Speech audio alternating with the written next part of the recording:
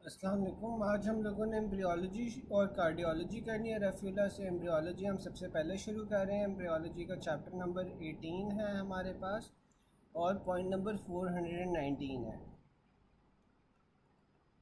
पहले पॉइंट में हमारे पास आ जाता है कि जो एरिथ्रोपोइसिस है occurs in the middle trimester mainly from the liver. तो इसमें हमारे पास निमोनिक आ जाता है, यंग लिवर सिंथेसाइजेस ब्लड। जो योग सैक है, योग सैक में आपके पास एरिथ्रोपोइसिस 3 से 8 वीक्स के दरमियान में हो रही होती है। बीच में आपके पास लिवर में शुरू हो जाती है। लिवर में आपके पास 6 वीक्स से लेकर बर्थ तक हो रही होती है।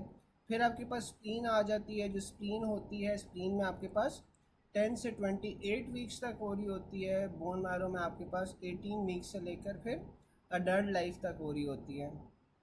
और जो आपके पास एचपी बन रही होती है योग सैक से, उससे आप गोवर हीमोग्लोबिन कहते हो, ठीक है। और गोवर हीमोग्लोबिन में मुझे कोई बता सकता है कि कौन कौन सी चेन्स प्रेजेंट होती हैं? गोवर हीमोग्लोबिन में आपके पास कौन सी चेन्स होती हैं?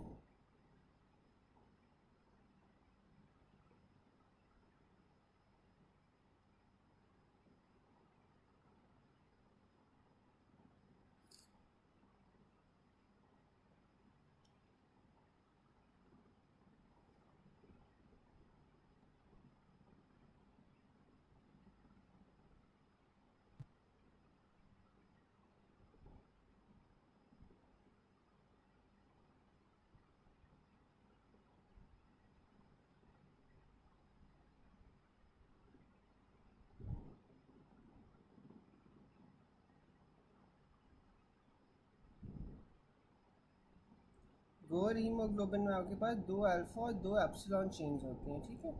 दो अल्फ़ा और दो एप्सिलॉन चेन्स होती हैं आपके पास गोवर हीमोग्लोबिन में। फिर आपके पास वो आ रहा है कि जो फीटल पीरियड होता है,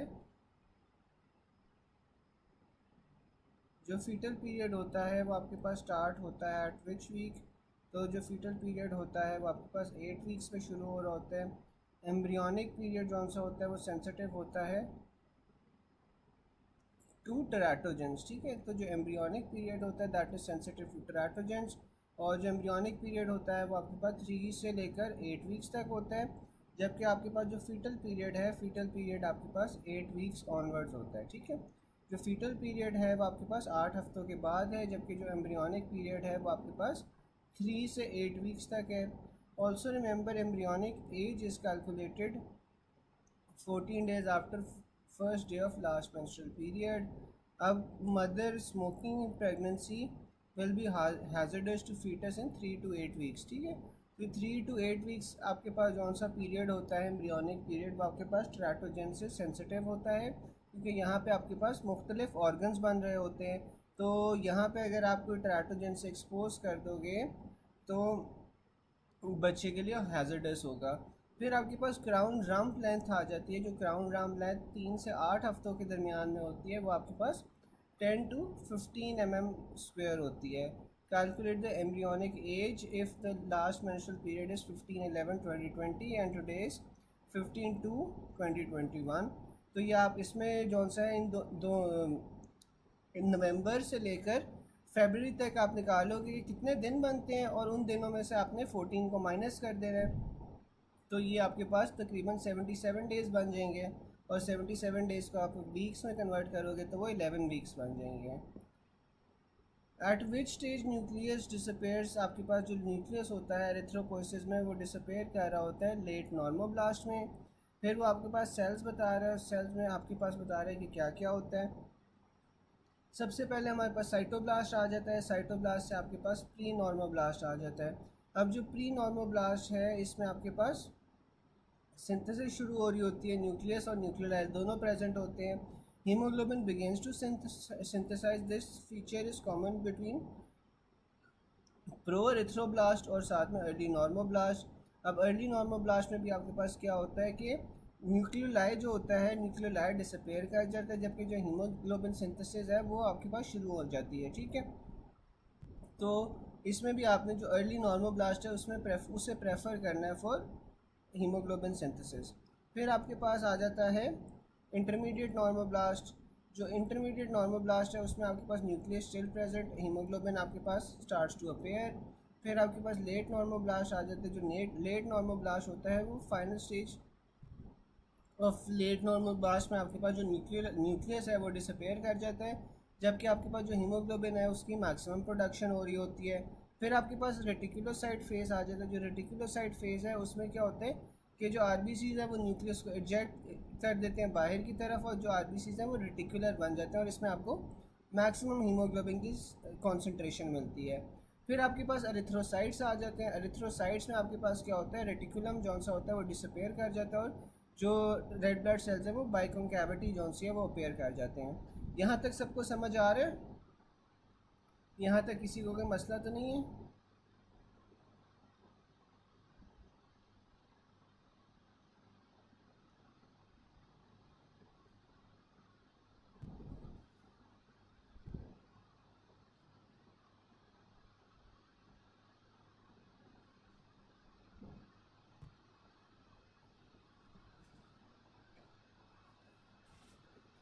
चले, फिर हमारे पास ना आ जाते हैं कि जो न्यूक्लियस है ना वो डिसअपेयर करता है eight which stage of erythrocyte. तो आपके पास जो न्यूक्लियस डिसअपेयर कर रहा था वो आपके पास कब कर रहा था, लेट नॉर्मोब्लास्ट के अंदर आपके पास न्यूक्लियस डिसअपेयर कर रहा था।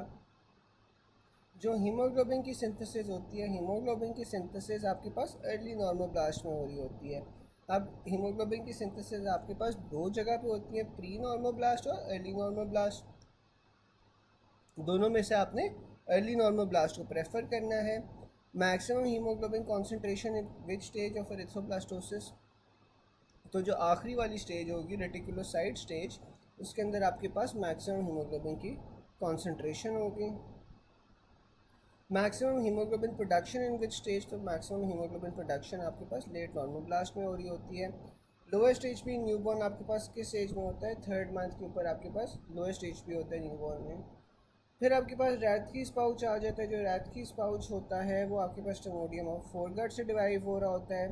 पहले आपके पास इंटीरियर पिट्यूटरी एडिनो हाइपोफिसिस होता है, वो डेवलप करता है from Rathke's pouch which is an ectodermal diverticulum of the primitive mouth cavity, जो स्टेमोडियम होता है।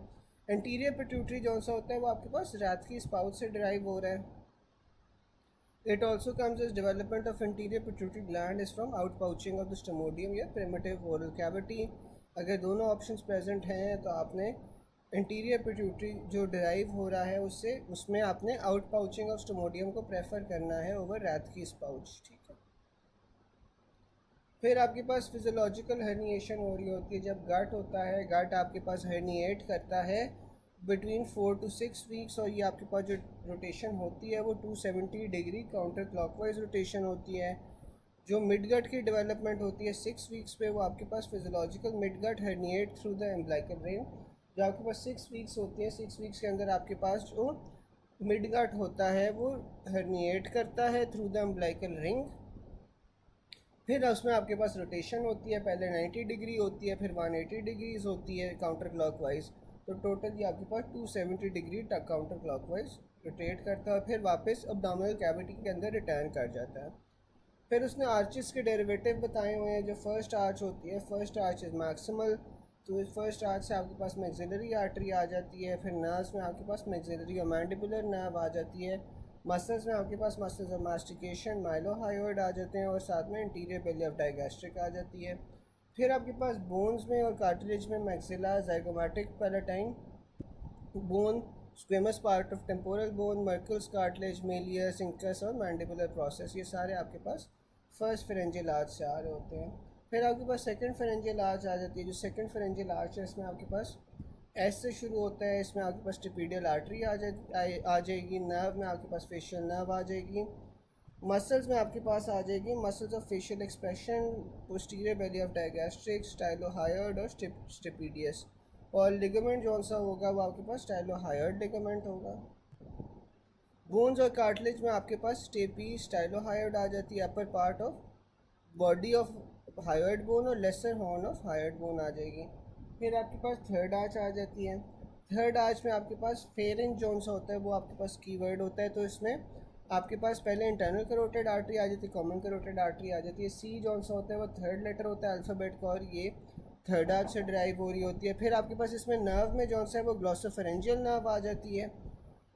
मसल आपके पास स्टाइलोफेरेंजियस मसल होगा, जबकि आपके पास जो बोन और कार्टिलेज होगी उसमें आपके पास greater horn of hyoid bone आ जाएगा और lower part of body of hyoid bone आ जाएगा। फिर आपके पास फोर्थ आर्च आ जाती है। जो फोर्थ आर्च है वो आपके पास राइट सबक्लेवियन और आर्च ऑफ अयोटा की डेरिवेटिव होती है। इसमें आपके पास जो नर्व आएगी वो सुपीरियर लेरेंजियल नर्व आएगी, विच is a branch of the biggest nerve. इसमें जो मसल सप्लाई हो रहे हैं मसल्स में आपके पास मसल्स ऑफ सॉफ्ट पैलेट आ जाएगा, एक्सेप्ट टेंसर वेलाप्लेटिनी, क्रिकोथायरॉयड आ जाएगा, क्रिकोफेरेंजियस आ जाएगा, और फिर थायरॉयड कार्टिलेजेस आ जाती हैं। फिर आपके पास सिक्स्थ आर्च आ जाती है। सिक्स्थ आर्च में आपके पास डक्टस आर्टरियोसस आ जाएगा जो डेरिवेटिव होगा, राइट और लेफ्ट पल्मोनरी आर्टरीज आ जाएंगी, रिकरेंट लेरेंजियल नर्व आ जाएगी, और फिर आपके पास इसमें all intrinsic muscles of larynx आ जाते हैं except the cricothyroid muscles, skeletal muscles of the oesophagus आ जाते हैं, और साथ में जो वो आपके पास थायरॉयड कार्टिलेजेस आ जाती हैं।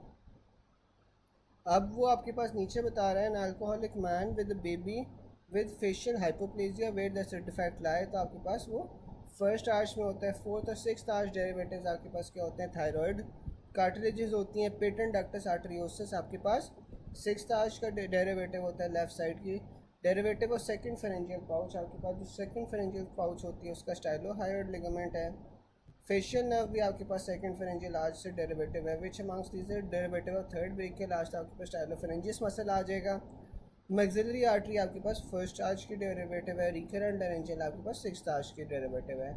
यहाँ तक क्या किसी को कोई चीज़ ना समझ आई हो, कोई पॉइंट ना समझ आया हो, कोई चीज़ एक्सप्लेन करनी हो तो आप लोग बता दो।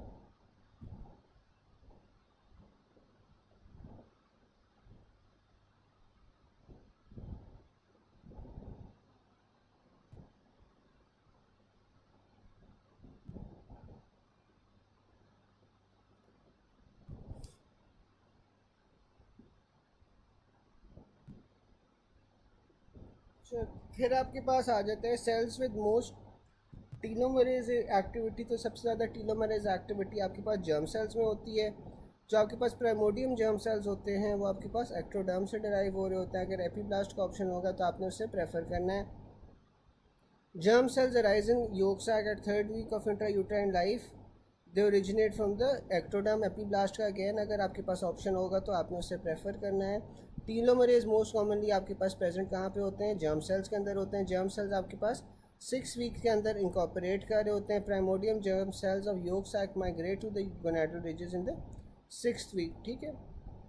तो आपके पास जो जर्म सेल्स होते हैं वो अराइज yolk sac से कर रहे होते हैं 3rd वीक के ऊपर, और फिर ये आपके पास गोनाडल रिजेस के अंदर इंकॉर्पोरेट हो रहे होते हैं एट द 6th वीक, ठीक है। फिर in embryo primordial germ cells are formed at 3rd week of development, और 3rd वीक ऑफ डेवलपमेंट से बन कहाँ से रहे होते हैं, एपीब्लास्ट से बन रहे होते हैं। Primordial germ cell settle in the gonads from the walls of yolk sac, और ये आपके पास 6th वीक के ऊपर हो रहा होता है। फिर आपके पास आ जाता है What are the germ cell layers present in second week of development? तो second week of development में आपके पास एपीब्लास्ट और हाइपोब्लास्ट होते हैं, जबकि 3rd week of development में आपके पास एक्टोडर्म, एंडोडर्म और मीजोडर्म होते हैं। फिर आपके पास आ जाता है जो लेरेंजोट्रिकल ग्रूव है वो आपके पास डेवलप करता है 3rd वीक के अंदर। 7 to 8 week mostly gonadal ridges from both sexes are same, but what point will be different in boys, तो आपके पास जो टेस्टीज़ होती हैं वो डिसेंड कर जाती हैं फ्रॉम विद द जुबर्निकुलम, ठीक है। तो 7 से 8 हफ्तों के अंदर आपके पास जो गोनाडल रिजेस होते हैं दोनों सेक्सेस के अंदर वो सेम होते हैं, लेकिन जो आपके पास टेस्टीज़ होती है ना वो जुबर्निकुलम के थ्रू आपके पास एब्डोमेन से स्क्रोटम के अंदर डिसेंड कर जाती हैं, ठीक है। The undifferentiated germ cells found in the basal compartment of seminiferous tubules are called type A spermatogonia, ठीक है। तो जो आपके पास अनडिफ्रेंशिएटेड जर्म सेल्स होते हैं जो basal compartment of seminiferous tubules पे पड़े होते हैं वो आपके पास टाइप ए स्पर्मेटोगोनिया होते हैं। उस साइड विद फ्लैट एपिथीलियम, तो उस साइड जिसकी आपके पास फ्लैट एपिथीलियम होगी वो आपके पास प्राइमोडियम फॉलिकल होगा। द प्राइमरी ऊ side complete the first meiotic division before ovulation, ठीक है। तो जो आपके पास प्राइमरी ऊ साइड्स होते हैं वो अपनी पहली मियोटिक डिवीजन ओव्यूलेशन से पहले कंप्लीट कर रहे होते हैं। After ovulation primordium follicle ruptures and bleed to become corpus haemorrhagicum. Cells release by ovary at the time of ovulation आपके पास क्या होगा, सेकेंडरी oocyte होगा। The oocyte release during ovulation is called secondary oocyte। A primary oocyte surrounded by zona pellucida and corona radiata with fluid fill space, आपके पास ये secondary follicle होता है. Primary oocyte surrounded by granulosa cells and having fluid fill space, तो आपके पास ये secondary follicle होता है. Regarding oogenesis, all primary oocytes complete their first meiotic division before ovulation. Primary oocytes are formed in 5th month in fetal life and start meiosis 1 but remain dominant until puberty, in which phase तो आपके पास वो diplotene phase of prophase के अंदर आपके पास ये जौन से होते हैं वो डॉर्मेंट रहते हैं. It also comes as primary oocytes remain arrested in diplotene which is a sub type of prophase. Ovary has pool of follicles. Number of follicles developing in each menstrual cycle, आपके पास 15 to 20 primordium follicles होते हैं जो stimulate होते हैं और उसमें से एक सेलेक्ट होता है. ये स्टिमुलेट किससे हो रहे होते हैं? FSH के अंदर, इन्फ्लुएंस के अंदर आपके पास स्टिमुलेट हो रहे होते हैं. At the start of menstrual cycle 12 से 20 primary follicles begin to develop under the influence of FSH to form the secondary follicles. ठीक है, फिर 14 डे पे आपके पास क्या होता है कि LH की सर्ज आती है. This causes the secondary follicle to develop into tertiary follicle. फिर haploid number of chromosomes with haploid DNA आपके पास स्पर्मेटेड्स में होते हैं. स्पर्म पेनिट्रेशन लेयर्स में आपके पास कौन कौन सी आ जाती हैं?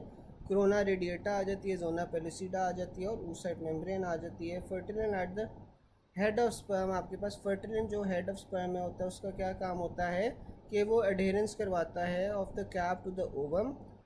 तो और जो एक्रोसिन होता है, एक्रोसिन का क्या काम होता है कि वो एक्रोसोम रिएक्शन करवाता है. Fertilin is a sperm surface protein which is essential for fertilisation. It is required for migration of spermatozoa through the oviduct binding the zona pellucida and efficient binding of the binding to the egg plasma membrane. ठीक है. अच्छा यार, यहाँ तक कोई चीज़ समझ नहीं आई हो, ये साइकिल किसी को याद ना हो, ये किसी को दोबारा समझना हो तो आप लोग मुझे बता दो. ये आता है ये.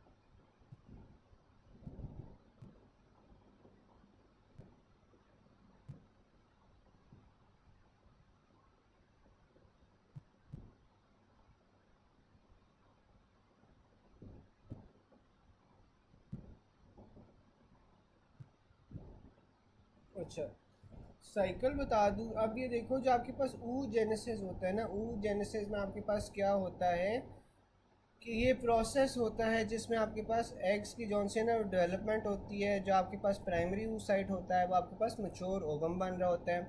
अब जो आपके पास फीटल डेवलपमेंट है, सबसे पहले वो आ जाती है जहाँ पे आपके पास oogonia की फॉर्मेशन हो रही होती है. ओवरीज में आपके पास क्या हो रहा होता है फीमेल फीटस की, कि आपके पास प्राइमोडियम जर्म सेल्स बन रहे होते हैं. और ये जो प्राइमोडियम जर्म सेल्स हैं ये आपके पास डिफ्रेंशिएट हो रहे होते हैं इनटू oogonia. पहले आपके पास प्राइमरी oocyte फॉर्मेशन आ जाती है. अब प्राइमरी oocyte फॉर्मेशन में क्या होता है कि आपके पास जो oogonia होते हैं वो माइटोसिस के थ्रू डिवाइड करते हैं और प्राइमरी oocytes के अंदर जौन से हैं वो कन्वर्ट हो जाते हैं, विच बिगेन मियोसिस 1. ठीक है, और ये फिर मायोसिस 1 में शुरू कर देते हैं जो आपके पास ये प्राइमरी oocytes होते हैं. लेकिन ये जो आपके पास मियोसिस 1 है ना, ये रुक जाती है इन प्रोफेज 1 अंटिल प्यूबर्टी. ठीक है, तो आपके पास जो फीटस होता है, फीटस में आपके पास क्या बन रहे हैं? oogonia से आपके पास प्राइमरी oocyte फॉर्मेशन हो रही है और ये जो प्राइमरी oocytes हैं ये आपके पास अरेस्ट हो रहे हैं इन प्रोफेज 1 प्यूबर्टी तक. ठीक है, फिर आपके पास प्यूबर्टी में क्या होगा? अब हर मेंस्ट्रुअल साइकिल में ना आपके पास जो थोड़े से प्राइमरी oocytes होते हैं वो मियोसिस 1 को रिज्यूम करते हैं जो पहले वो रुक गए हुए थे. ठीक है, और जो मियोसिस 1 है उसकी कंप्लीशन होती है जस्ट बिफोर ओव्यूलेशन. ठीक है, ओव्यूलेशन से पहले आपके पास जो है मियोसिस 1 की कंप्लीशन होती है by producing a secondary oocyte और साथ में एक पोलर बॉडी बनती है। फिर आपके पास मियोसिस 2 में जाके ये अरेस्ट हो जाते हैं। जो आपके पास सेकेंडरी oocyte है वो आपके पास कहाँ पे अरेस्ट हो जाएगा, मियोसिस 2 में, और मियोसिस 2 के किस फेज़ में, मेटाफेज 2 में, ठीक है, अंटिल फर्टिलाइजेशन। फिर आपके पास कंप्लीशन ऑफ मियोसिस 2 आ जाती है जब आपके पास फर्टिलाइजेशन अकर करती है। फर्टिलाइजेशन होने पे आपके पास जो मियोसिस 2 है वो आपके पास कंप्लीट हो जाएगी और आपके पास एक मैच्योर ओवम बन जाएगा विद अनदर पोलर बॉडी, ठीक है। ये आपके पास साइकिल होती है पूरी। किसी को अभी तक ना समझ आई हो, याद आ गई? डॉक्टर सफ़ाना, डॉक्टर अमाना, आमना, याद आ गई साइकिल, समझ आ गई? चले फिर आगे हम चलते हैं। अच्छा,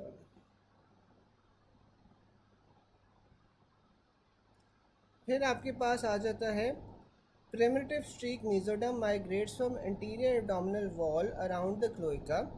A rupture of this mesoderm cranially will produce ectopic anal opening, ठीक है। अब ये जो आपके पास primitive streak mesoderm होती है ये माइग्रेट करती है to the anterior abdominal wall around the cloaca, और अगर आपके पास रप्चर हो जाए मीजोडर्म का क्रेनियली तो ये आपके पास एक्टोपिक एनल ओपनिंग प्रोड्यूस करेगी। और इसी तरह migration of ectopic primitive streak mesoderm does not occur around the cloacal membrane और it will rupture and open caudally, तो कॉर्डली आपके पास एक्स्ट्रोफी ऑफ ब्लैडर कॉज करेगी। मीजोडर्म का डिफेक्ट अगर आपके पास क्रेनियली आ रहा है तो ये आपके पास एक्टोपिक एनल ओपनिंग बना रहा है, जबकि अगर कॉर्डली आ रहा है तो ये एक्स्ट्रोफी ऑफ ब्लैडर करवा रही है।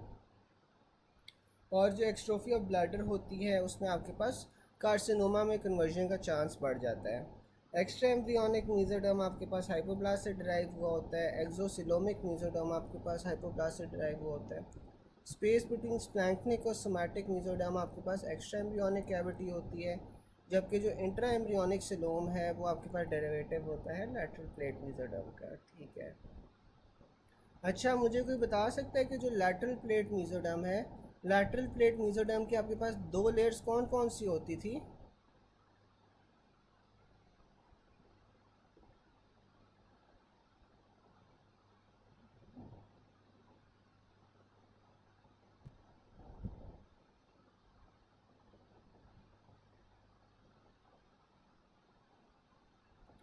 फिर आपके पास आ रहा है यूट्रस एंड वजाइनल एपिथेलियम, आपके पास जो डिराइव हुई होती है वो आपके पास एंडोडर्म और मीजोडर्म से होती है, बिल्कुल स्पैंक्निक और सोमैटिक होती हैं। फिर आपके पास एक्टोडर्म और एंडोडर्म, मीजोडर्म, इन सारों के डेरिवेटिव्स आ जाते हैं। जो एक्टोडर्म के डेरिवेटिव्स होते हैं, एक्टोडर्म के डेरिवेटिव्स में आपके पास वो सारी चीज़ें आ जाती हैं दैट मेक यू अट्रैक्टिव, ठीक है। तो इसमें आपके पास स्किन आ जाएगी, हेयर आ जाएंगे, nail, breast, teeth, enamel, lens, cornea etcetera, ठीक है। तो जो आपके पास एक्टोडर्म होगी, एक्टोडर्म की डेरिवेटिव्स में आपके पास क्या क्या चीज़ें आ जाएंगी, स्किन आ जाती है, फिर हेयर आ जाती है, nails, breast, teeth, enamel, lens, cornea, ये सारी चीज़ें आपके पास आ जाती हैं। फिर एक्सोक्राइन ग्लैंड्स आ जाते हैं। जो एक्सोक्राइन ग्लैंड्स होते हैं उसमें आपके पास स्वेट आ जाती है, सेबेशियस ग्लैंड्स आ जाते हैं, मेमोरी ग्लैंड्स, पेरोटिड, लैक्रिमल, और फिर नर्वस सिस्टम आ जाता है। नर्वस सिस्टम में आपके पास सेंट्रल नर्वस सिस्टम और पेरिफेरल नर्वस सिस्टम आ जाता है। अब जो आपके पास neural crest cells from ectoderm होते हैं वो आपके पास क्या बना रहे होते हैं, peripheral nervous system, adrenal medulla, melanocytes और फेशियल कार्टिलेज। जबकि आपके पास जो न्यूरल ट्यूब से डेरिवेटिव्स होते हैं, न्यूरल ट्यूब से आपके पास ब्रेन बन रही होती है, स्पाइनल कॉर्ड बन रहा होता है, posterior pituitary, motor neurons, retina और साथ में इंटीरियर पिट्यूटरी, ये आपके पास सारी चीज़ें बन रही होती हैं। फिर आपके पास एंडोडर्म आ जाती है। जो एंडोडर्म होती है वो आपके पास लाइनिंग ऑफ द ट्यूब बना रही होती है from nose, mouth and air to anus and urethra and vagina, ठीक है। तो एंडोडर्म जो सी होती है वो आपके पास लाइनिंग बना रही होती है of tube from nose, mouth, air to anus, urethra and vagina. इसमें आपके पास इंटरनल ऑर्गन्स में क्या क्या चीज़ें आ जाती हैं, फेरिंग्स आ जाता है, थायराइड आ जाता है, पैराथायराइड आ जाता है, ट्रेकिया आ जाता है, lung, stomach, intestines, colon, liver, pancreas, bladder, ये सारी चीज़ें आपके पास आ जाती हैं एंडोडर्मल डेरिवेटिव्स। फिर आपके पास मीजोडर्म के डेरिवेटिव्स आ जाते हैं। जो मीजोडर्म के डेरिवेटिव्स हैं उसमें आपके पास गोनाड्स आ जाएगा। गोनाड्स में आपके पास ये निमोनिक है किस चीज़ का, जेनेटो यूरिनरी रीनल का। अदर्स में आपके पास muscle, bone, connective tissue and serous lining of body cavities आ जाती हैं। कार्डियोवास्कुलर सिस्टम आ जाएगा, पेरेन्काइमा आ जाएगा। फिर आपके पास नोटोकॉर्ड से आपके पास न्यूक्लियस पल्पोसस आ रहा होता है। एड्रीनल कॉर्टेक्स आपके पास ए से आ रहा होता है। फिर ड्यूरा मैटर आता है, उसके स्क्रीन आता है, ठीक है। तो ये आपके पास गोनाड्स निमोनिक है। फिर आपके पास थायराइड फॉलिकल्स आपके पास डिराइव कहाँ से हो रहे होते हैं, थायराइड फॉलिकल्स आपके पास एंडोडर्म से डिराइव हो रहे होते हैं। It also comes as thyroid glands originate from endoderm. Parathyroid derived आपके पास किससे होता है, जो पैराथायराइड होता है वो आपके पास एंडोडर्म से डिराइव हुआ होता है। हेपाटोसाइट्स आपके पास एंडोडर्म से डिराइव हुए होते हैं। कूफर सेल्स आपके पास जो से होते हैं वो मीजोडर्म से डिराइव हुए होते हैं। Also note this, liver having immunity is mainly due to Kupffer cells. In liver word develops from endoderm of ventral foregut, तो आपके पास वो हेपाटोसाइट्स आ जाते हैं। सिलाइवरी ग्लैंड्स आपके पास डिराइव किससे होते हैं, सिलाइवरी ग्लैंड्स आपके पास एंडोडर्म और एक्टोडर्म से डिराइव हो रहे होते हैं। Endothelium of vagina and endometrium derive from mesoderm plus endoderm. जो आपके पास नेजोलैक्रिमल डक्ट है वो आपके पास कहाँ से डिराइव हो रही होती है, एक्टोडर्म से। एपिथीलियम आपके पास एक्टोडर्म, एंडोडर्म, मीजोडर्म से डिराइव हो रही होती हैं। जो यूरिनरी सिस्टम है, यूरिनरी सिस्टम आपको पता है कि वो इंटरमीडिएट मीजोडर्म से डिराइव हो रहा होता है। स्केलेटल मसल्स आपके पास मीजोडर्म से डिराइव हो रहे होते हैं। एयर पिन आपके पास मीजोडर्म से डिराइव हो रहा होता है।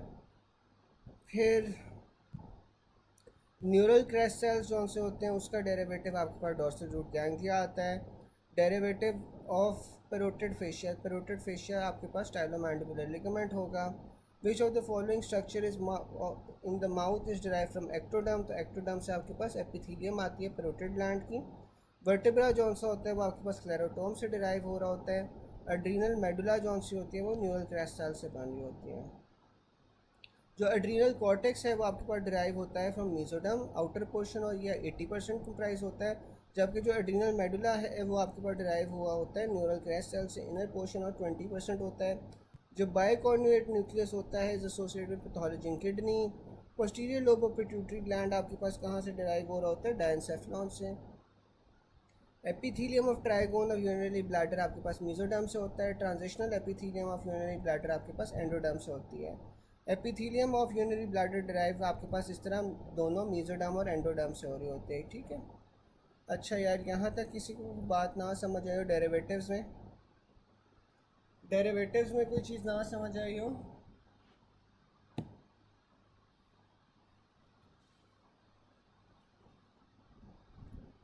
आप लोग एक बार पढ़ लो आराम से, इसमें देख लो कोई चीज़ नहीं समझ आई तो।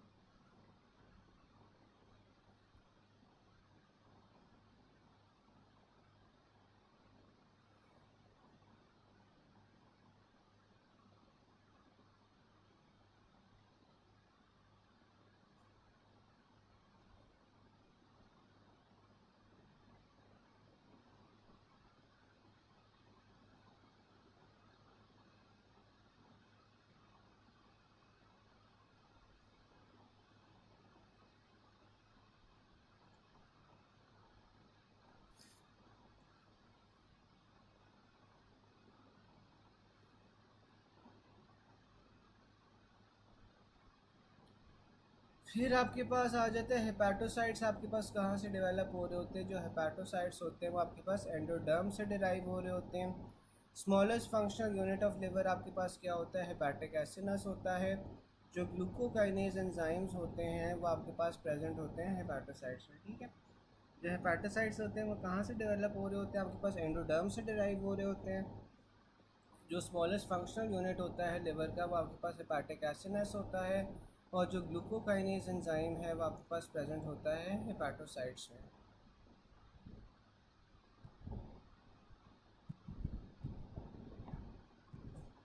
फिर आपके पास आ जाते हैं डेरिवेटिव्स ऑफ डॉर्सल मीजोगैस्ट्रियम। तो आपके पास जो डॉर्सल मीजोगैस्ट्रियम होता है वो आपके पास रिलेटेड होता है विद द लिवर, वो सॉरी स्टमक। जबकि आपके पास जो वेंट्रल मीजोगैस्ट्रियम होता है, वेंट्रल मीजोगैस्ट्रियम आपके पास लिवर के साथ होता है। अब डेरिवेटिव्स ऑफ वेंट्रल मीजोगैस्ट्रियम में आपके पास क्या आ जाएगा, वेंट्रल मीजोगैस्ट्रियम में आपके पास फैल्सिफॉर्म लिगामेंट आ जाएगा, राइट और लेफ्ट ट्रायंगुलर लिगामेंट्स आ जाएंगे, कॉर्नरी लिगामेंट आ जाएगा, हेपाटोड्यूडेनल लिगामेंट आ जाएगा और लेसर ओमेंटम आ जाएगा। जबकि आपके पास डोर्सल मीजोगैस्ट्रियम जो स्टमक के साथ था वहाँ पे आपके पास गैस्ट्रोफ्रेनिक, गैस्ट्रोस्पिनिक, लीनोरीनल और साथ में ग्रेटर ओमेंटम आ जाता है। फिर आपके पास एम्ब्रियोलॉजिकल काउंटर पार्ट्स आ जाते हैं ऑफ द मीजोनेफ्रिक डक्ट, वो आपके पास सेमिनल वेसिकल होता है। अच्छा, इसमें आपके पास ना पैरामीजोनेफ्रिक डक्ट या मलेरियन डक्ट आ जाती है। आप जो पैरामीजोनेफ्रिक या मलेरियन डक्ट है वो आपके पास फीमेल्स में प्रीडोमिनेंट होती है। अब फीमेल्स के अंदर तो ये फिर आपके पास क्या बनाएगी, ये आपके पास कौन सा होता है पैरामीजोनेफ्रिक डक्ट या मलेरियन डक्ट, यूट्राइन ट्यूब्स बनाएगी, साथ में आपके पास यूट्रस, सर्विक्स और हाइड्रेटेड ऑफ मॉर्गेंगी। जबकि आपके पास टेस्टिस के अंदर ये अपेंडिक्स टेस्टिस बना देगी। फिर आपके पास जो वुल्फियन डक्ट या मीजोनेफ्रिक डक्ट होती है, जो मीजोनेफ्रिक या वुल्फियन डक्ट है ये मेल्स के अंदर प्रीडोमिनेंट होती है। तो मेल्स के अंदर ये आपके पास क्या क्या चीज़ें बनाएगी, एपिडिडमस बनाएगी, ductus deferens, seminal vesicles, ejaculatory ducts और अपेंडिक्स एपिडिडमस। जबकि आपके पास फीमेल्स के अंदर जो वुल्फियन डक्ट है वो आपके पास डक्ट ऑफ गार्डनर बनाती है और साथ में आपके पास अपेंडिक्स वेस्कुलोसा बनाती है। फिर आपके पास मीजोनेफ्रिक ट्यूबरकल ट्यूब्यूल्स आ जाते हैं। जो मीजोनेफ्रिक ट्यूब्यूल्स हैं वो आपके पास ओवरीज के अंदर एपोफोरॉन और पैरापूफ्रॉन बनाएंगे, जबकि टेस्टिस के अंदर ये ईफरन डक्ट्यूल्स है पैराडिडमस बनाते हैं। फिर आपके पास फेलस आ जाता है। जो फेलस होता है वो ओवरीज के अंदर क्लिटोरिस बना रहा होता है, जबकि टेस्टिस के अंदर वो मेल्स के अंदर वो आपके पास ग्लैंस पीनस बना रहा होता है। फिर आपके पास यूरेथ्रल फोल्ड्स आ जाते हैं। जो यूरेथ्रल फोल्ड्स हैं वो आपके पास लेबिया माइनोरा बना रहे होते हैं। और जेनिटल स्वेलिंग्स आपके पास फीमेल्स में लेबिया मजोरा बना रही होती है, जबकि मेल्स के अंदर वो स्क्रोटम बना रही होती हैं। ठीक है, अब उसने और डेरिवेटिव्स बताए हैं। गुनाडल रिजेस से आपके पास फीमेल्स में ओवरी बनती है, मेल्स में टेस्टिस बनती है। जेनिटल स्वेलिंग्स में आपके पास लेबिया मजोरा बन रहा होता है, मेल्स के अंदर स्क्रोटम बन रहा होता है। जेनिटल फोल्ड से आपके पास लेबिया माइनोरा बन रहा होता है, जबकि मेल्स के अंदर आपके पास वेंट्रल एस्पेक्ट ऑफ पीनस बन रही होती है। जेनिटल ट्यूबरकल से आपके पास क्लिटोरिस बन रही होती है, साथ में ग्लैंस पीनस बन रही होती है। ठीक है, अगर ये किसी को अभी तक याद नहीं हो तो मुझे बताओ, क्योंकि पिछली बार भी आई थिंक काफ़ी लोगों को इसमें कन्फ्यूजन हो रही थी या याद करने में मसला हो रहा था। अब कुछ बेहतर हुआ है ये याद करने वाला?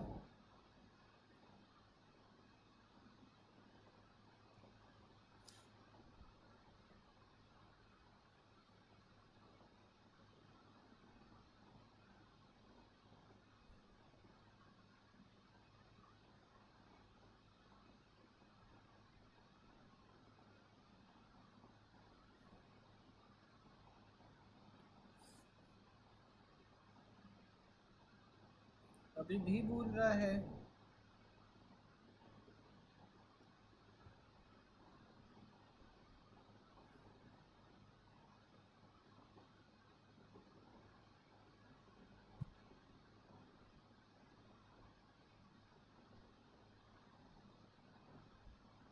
अच्छा यार, अब आपने ना इस तरह देखो ना, याद रख लो कि जो स्ट्रक्चर होता है ना उसमें मेल्स और फीमेल्स का क्या क्या इक्विवेलेंट होता है। ठीक है, अब जैसे आप लोगों को पता होना चाहिए कि अगर फीमेल्स में क्लिटोरिस है तो फीमेल्स का क्लिटोरिस कौन सा होता है ना, वो मेल्स से ग्लैंस पीनस के इक्वल होता है। ठीक है, या इक्विवेलेंट होता है। तो फीमेल्स का क्लिटोरिस आएगा तो मेल्स का आपके पास ग्लैंस पीनस आएगा। ये डिराइव कहाँ से हो रहा होता है? जेनिटल ट्यूबरकल से। अब फोल्ड से कौन सा होता है? फोल्ड से आपके पास लेबिया माइनोरा होता है और आपके पास मेल्स में आपके पास वेंट्रल एस्पेक्ट ऑफ पीनस हो जाएगा।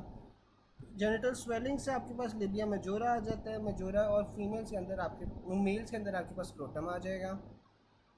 जेनिटल रिजेस में आपके पास ओवरी आ जाएगी फीमेल्स में, और रिजेस से ही आपके पास मेल्स में टेस्टिस आ जाएगी। फिर अगर वो आपके पास फेलस की बात करता है या जेनिटल ट्यूबरकल की बात करता है, ट्यूबरकल से आपके पास क्या आया था? फीमेल्स में क्लिटोरिस, मेल्स में आपके पास ग्लैंस पीनस आ रहा था। फिर ये देखो, वो बता रहा है कि जो मलेरियन डक्ट है, जो मलेरियन डक्ट है वो आपके पास किस चीज़ में डेवलप कर रही है?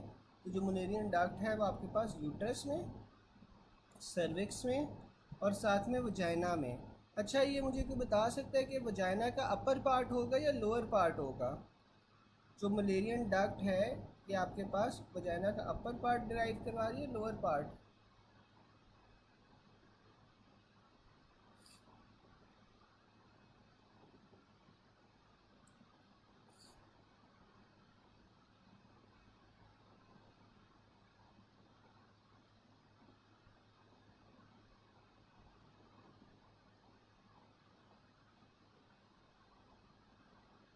बाकी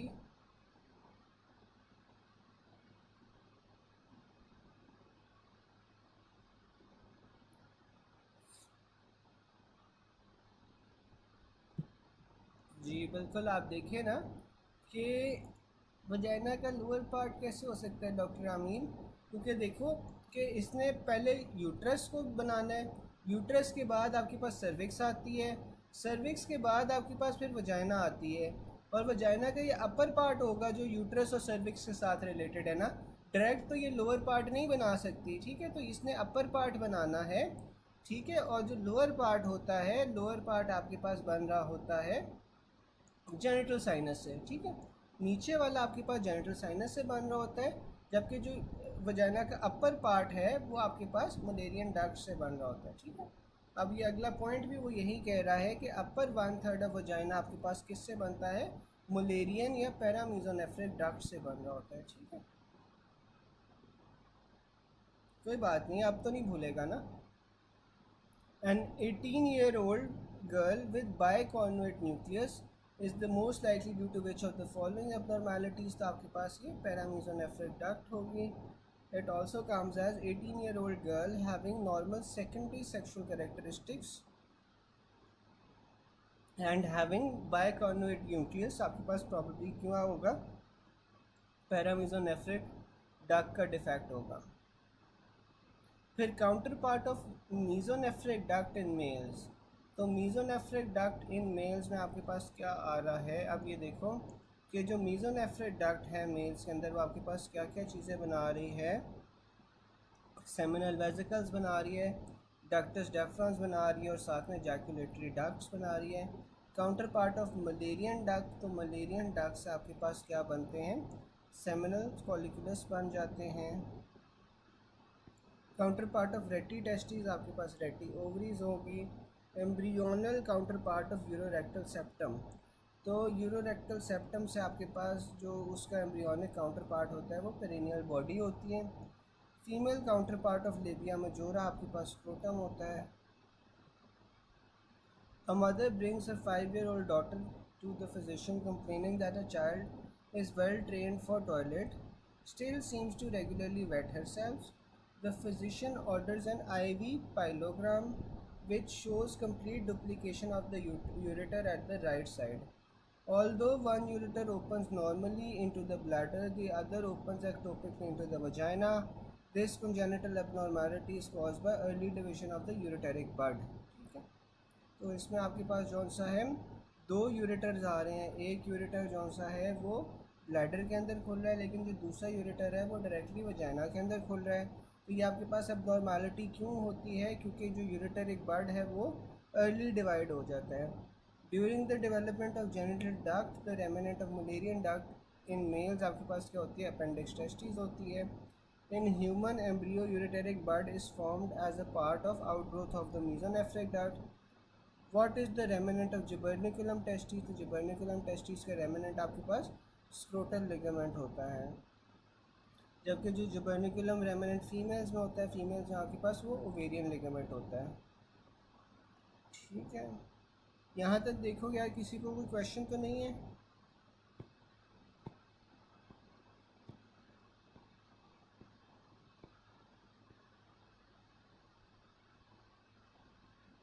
यहाँ तक कोई क्वेश्चन तो नहीं है?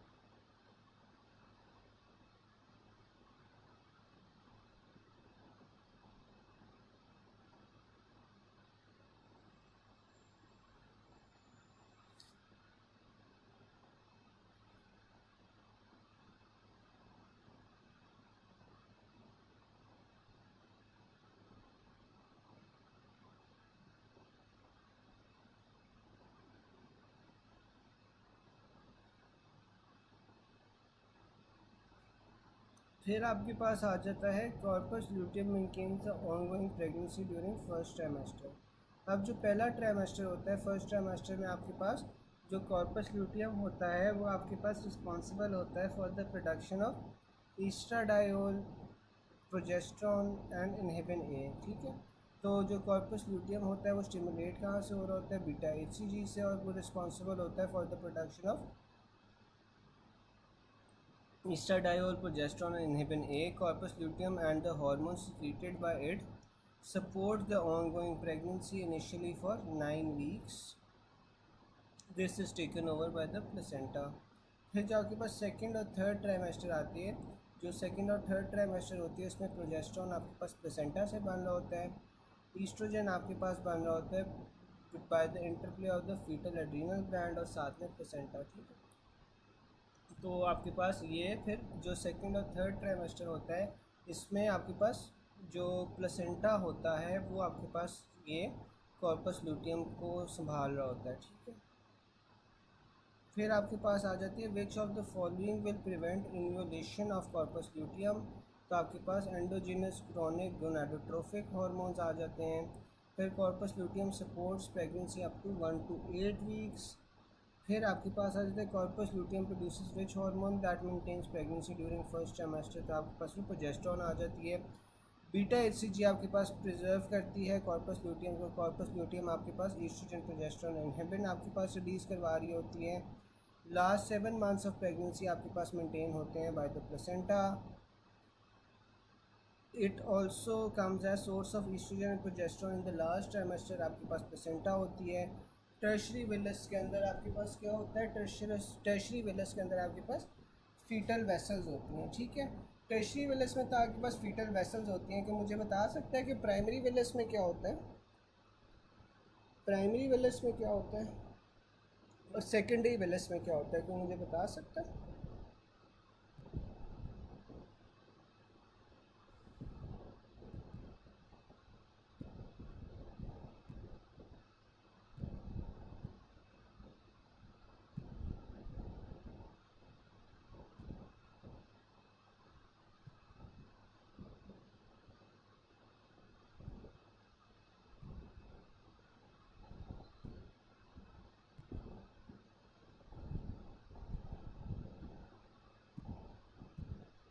और सेकेंडरी में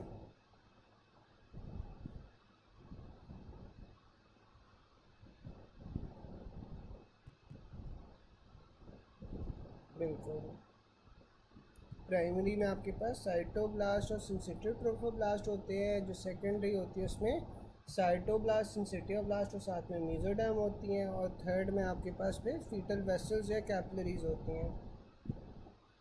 फिर आपके पास आ जाता है ऑल्बिटरेशन ऑफ यूट्राइन कैविटी। आपके पास क्यों होती है? Due to fusion of decidua, parietalis और capsularis. In mid trimester RBCs आपके पास लिवर से बन रहे होते हैं। Which of the following is the function of beta HCG. तो बीटा एचसीजी आपके पास कॉर्पस ल्यूटियम की प्रेजर्वेशन में यूज़ होता है। Function of beta HCG in early pregnancy आपके पास क्या होता है कि कॉर्पस ल्यूटियम की मेंटेन करके रख रहा होता है, उसकी इन्वोल्यूशन से को प्रिवेंट कर रहा होता है। Beta HCG causes follicle maturation in female foetus. Molecular weight आपके पास बीटा एचसीजी का कितना होता है? 35 से 40।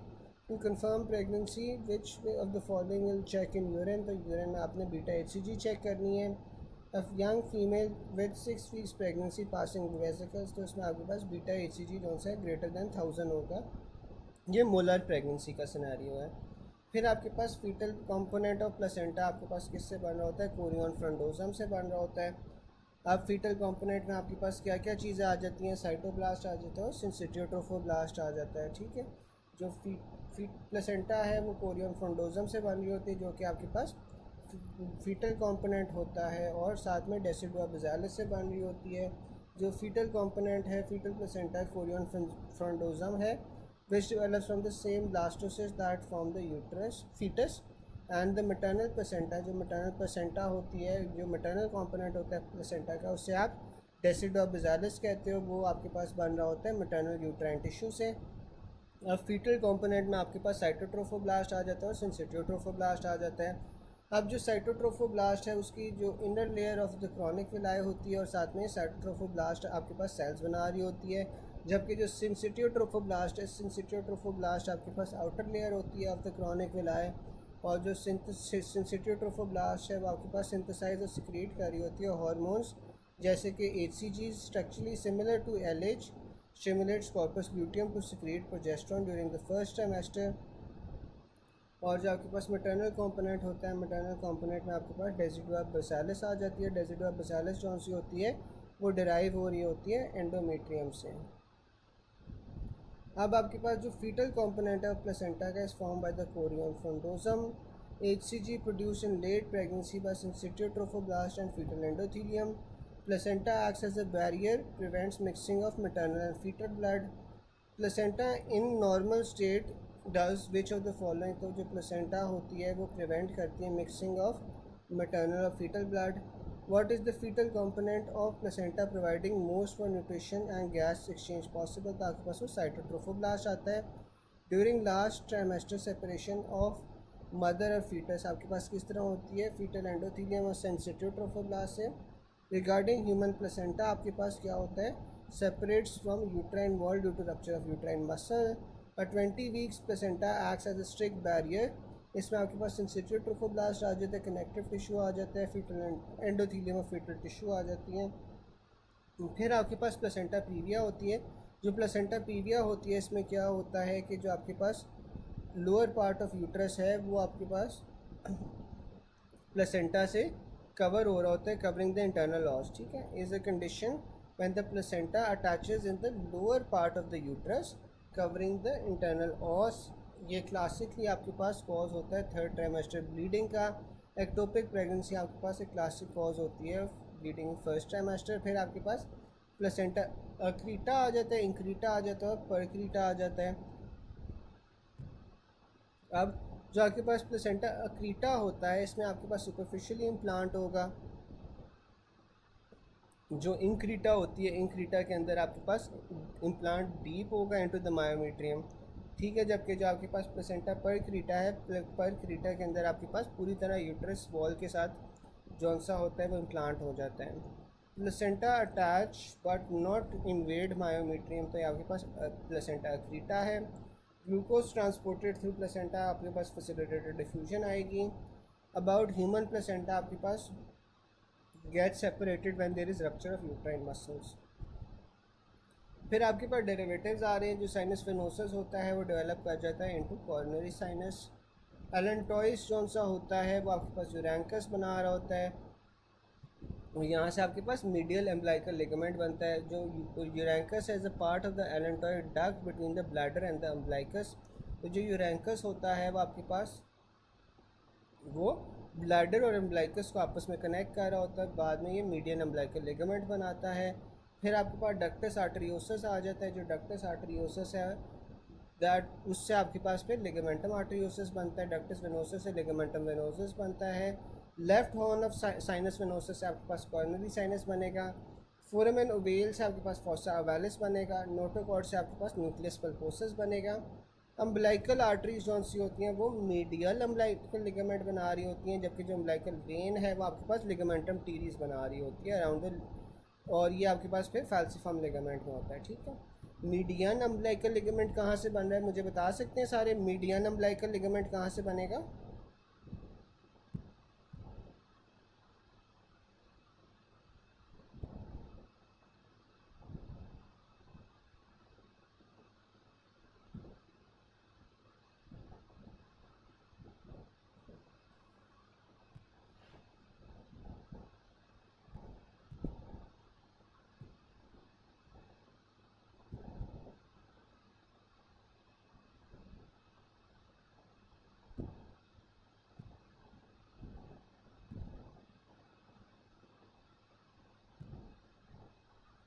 बिल्कुल एलेंटॉइस से बनेगा।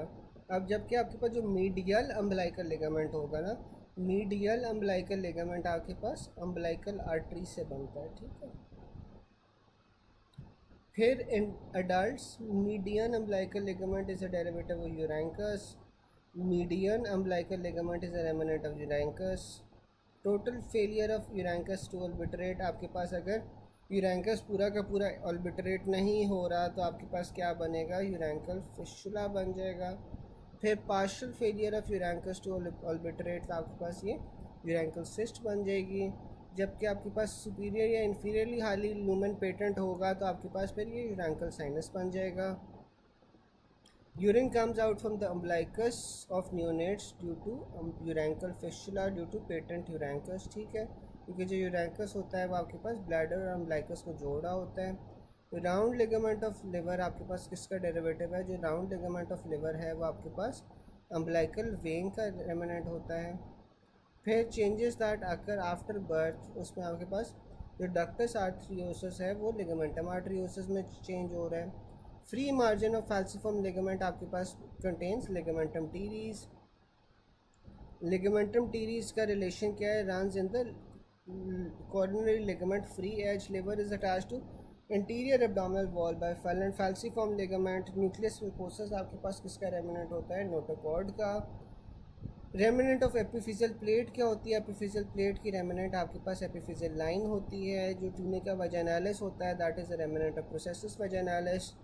रेमिनेंट्स ऑफ प्रीवियस ऑस्टियोन्स आपके पास क्या उसे कहते हैं, इंटरस्टिशियल लमेले कहते हैं। Remnant of vitellointestinal duct results in the formation of Meckel's diverticulum, ठीक है। वाइटलो इंटेस्टाइनल डक्ट के अगर रेमिनेंट बच जाए तो वो आपके पास मैकल्स डायवर्टिकुलम बना रहे हैं। ऑस्टियोन्स के रेमिनेंट्स का आपके पास इंटरस्टिशियल लमेला कहा जाता है, ठीक है। ट्यूनिका वजानालिस आपके पास प्रोसेसिस वजानालिस का रेमिनेंट है। अबाउट ह्यूमन अम्बलाइकल कॉर्ड, तो ह्यूमन अम्बलाइकल कॉर्ड में आपके पास दो अम्बलाइकल आर्टरीज होती हैं और एक अम्बलाइकल वेन होती है। फिर फीटल सर्कुलेशन का क्या है, contains the right and left umbilical arteries, carry deoxygenated blood from foetus to the placenta, contains left umbilical vein which carries oxygenated blood from the placenta of the fetus, has highest oxygen saturation। फिर आपके पास आ जाता है 80% of oxygen saturation in foetus is present in the umbilical vein. In neonates highest oxygen saturation किस vessel में होती है, तो आपके पास अम्बलाइकस वेन में होती है। Number of umbilical arteries foetus में कितनी होती हैं, 2 होती हैं। At which we can Doppler ultrasound detect umbilical artery flow या पल्सेशन, तो आपके पास वो 7 वीक्स के अंदर आप जौन सा होता है, या 7 to 8 वीक्स के अंदर आप जौन सा है वो डॉपलर अल्ट्रासाउंड में अम्बलाइकल आर्टरी फ्लो देख सकते हो, ठीक है। फिर आपके पास आ जाती है हाइपोस्पेडियसिस। जो हाइपोस्पेडियसिस है वो क्यों होती है, is due to defect in the urogenital folds. अब जो आपके पास यूरोजेनिटल साइनस है, यूरोजेनिटल साइनस से आपके पास ब्लैडर बन रहा है, प्रोस्टेट बन रहा है, यूरेथ्रा बन रहा है। जेनिटल रिजेस से आपके पास टेस्टिस और ओवरीज बनती हैं, जबकि जेनिटल फोल्ड से आपके पास लेबिया माइनोरा और वेंट्रल एस्पेक्ट ऑफ पीनस बन रहा होता है। अब यूरोजेनिटल साइनस आपके पास अपर और लोअर में डिवाइड हुआ होता है by the cloaca. Prostate markers के लिए आपने कहाँ से सैंपल लेना होता है, यूरोजेनिटल साइनस से सैंपल लेना होता है। A patient with well develop breast and secondary sexual characteristics, लेकिन उसे प्राइमरी एमेनोरिया है, तो प्राइमरी एमेनोरिया में आपके पास जेनिटल रिज एबनॉर्मेलिटी आ जाएगी, क्योंकि जेनिटल रिजेस से आपके पास ओवरीज बन रही होती हैं। ट्राइगोन ऑफ यूरिनरी ब्लैडर आपके पास कहाँ से बन रहा होता है, यूरोजेनिटल साइनस से। और जेनिटल ट्यूबरकल इन फीमेल्स आपके पास, जेनिटल ट्यूबरकल इन फीमेल्स आपके पास क्लिटोरस बना रहा होता है। अच्छा, ये फीमेल्स में क्लिटोरिस बना रहा होता है जेनिटल ट्यूबरकल, लेकिन मेल्स में क्या बना रहा होता है, कोई बता सकता है? जेनिटल ट्यूबरकल मेल्स में क्या बनाएगा?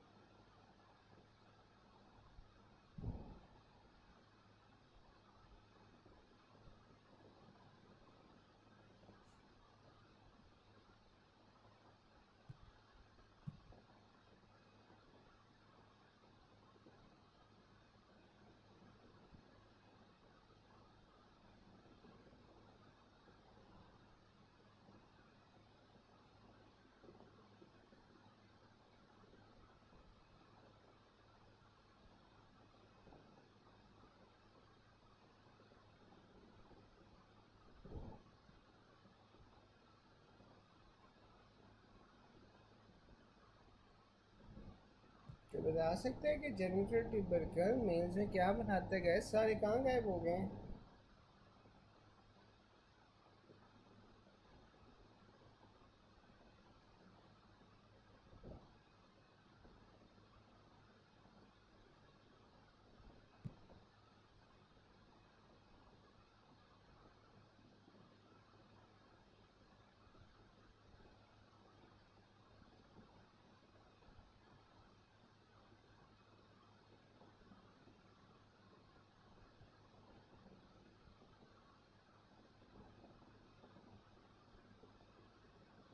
गाइस अभी तक समझ आ रहा है नहीं आ रहा?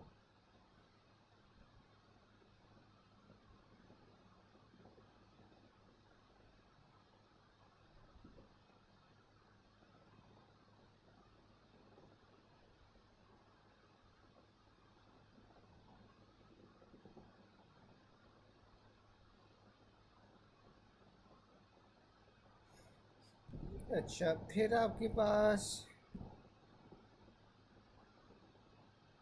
तो फिर ये क्यों नहीं बता रहा कोई कि जेनिटल ट्यूबरकल्स जो से होते हैं, जेनिटल ट्यूबरकल्स आपके पास मेल्स में क्या बना रहे होते हैं यार? अभी तो ऊपर पड़ा है, ये देखिए ना।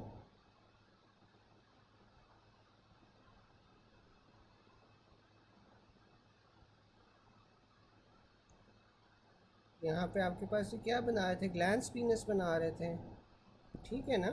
तो जो आपके पास मेल्स होते हैं, मेल्स में आपके पास जेनिटल ट्यूबरकल जो सा होता है वो, अच्छा मुझे तो नहीं शो हो रहा यहाँ पे, चलो है।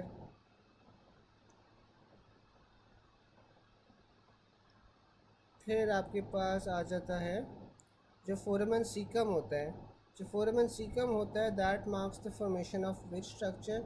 जो फोरामेन सीकम होता है यहाँ से आपके पास थायराइड ग्लैंड बन रहा होता है। Which causes conversion of iodide in T4। तो आपके पास वो प्रिंसिपल सेल्स ऑफ थायराइड होते हैं जो आपके पास आयोडाइड को T4 में कन्वर्ट कर रहे होते हैं। थायराइड ग्लैंड का मीडियल रिलेशन क्या होता है? मीडियल रिलेशन में आपके पास रिकरेंट लेरेंजियल नर्व आ जाती है। फिर आपके पास a child presented with midline swelling below hyoid bone since 2 months after birth. तो आपके पास थायरोलोसल सिस्ट आ जाएगी। Epithelium changes shape with the activity of thyroid gland. तो आपके पास वो थायराइड फॉलिकल्स होते हैं जिसकी वजह से आपके पास जो जहाँ पे जिसकी एपिथेलियम आपके पास चेंज होती है with the activity of the gland. फिर थायराइड हार्मोन जौन से होते हैं वहाँ पे पैकिंग गोल्जी कॉम्प्लेक्स करवा रहा होता है। Relation of superior thyroid artery क्या होती है? Lies in front of the isthmus of thyroid. Which structures lie posterior lateral of thyroid. आपके पास वो करोटेड आर्टरी आ जाती है। जो करोटेड आर्टरी होती है वो आपके पास पोस्टीरियर लैटरल होती है टू द थायराइड। फिर आपके पास थाइमस जौन सा होता है, थाइमस आपके पास डिराइव हो रहा होता है endoderm of third brachial pouch से। थाइमस और इंफीरियर पैराथायरॉइड ग्लैंड जौन से होते हैं वो थर्ड ब्रेकियल पाउच से डेवलप हो रहे होते हैं। जबकि आपके पास जो सुपीरियर पैराथायरॉइड ग्लैंड है, सुपीरियर पैराथायरॉइड ग्लैंड आपके पास फोर्थ ब्रेकियल पाउच से डिराइव हो रहा होता है। और जो थाइमस होता है, थाइमस लोकेटेड होता है इंटीरियर मीडियस्टाइनम। इसमें इंपॉर्टेंट सोर्स क्या होता है आपके पास? ये टी लिम्फोसाइट्स का इंपॉर्टेंट सोर्स होता है। यहाँ पे आके आपके पास जो टी लिम्फोसाइट्स होते हैं वो डिफ्रेंशिएट करते हैं, साथ में वहाँ पे उनकी मैचुरेशन होती है। जो थाइमस की ब्लड सप्लाई है उसमें आपके पास इंफीरियर थायराइड आर्टरी आ जाती है और साथ में आपके पास इंटरनल थोरेसिक की ब्रांचेज आ जाती हैं। आपको पता है जो हाइपोप्लास्टिक थाइमस होता है वो आपको डिजॉर्ज सिंड्रोम में मिलता है और साथ में सिवियर कंबाइंड इम्यूनोडेफिशिएंसी में मिलता है। इसी वजह से इन कंडीशंस के अंदर आपको रिकरेंट इन्फेक्शंस देखी जा सकती हैं। जो थाइमोमा होता है that is a benign neoplasm of the thymus और ये आपके पास मायस्थीनिया ग्रेविस और सुपीरियर मीना केवर सिंड्रोम के साथ एसोसिएटेड होता है। फिर हमारे पास आ जाता है कि नो लिम्फेटिक नोड्यूल आपके पास थाइमस में होते हैं, थाइमस में लिम्फेटिक नोड्यूल्स नहीं होते, जबकि ये थाइमस लिम्फोसाइट्स में रिच होता है। Which is lobulated lymphoid organ. तो आपके पास ये थाइमस होता है। और अबाउट टी लिम्फोसाइट्स क्या होता है? Mature in the thymus after birth. Cells differentiate in thymus become cytotoxic cells, ठीक है।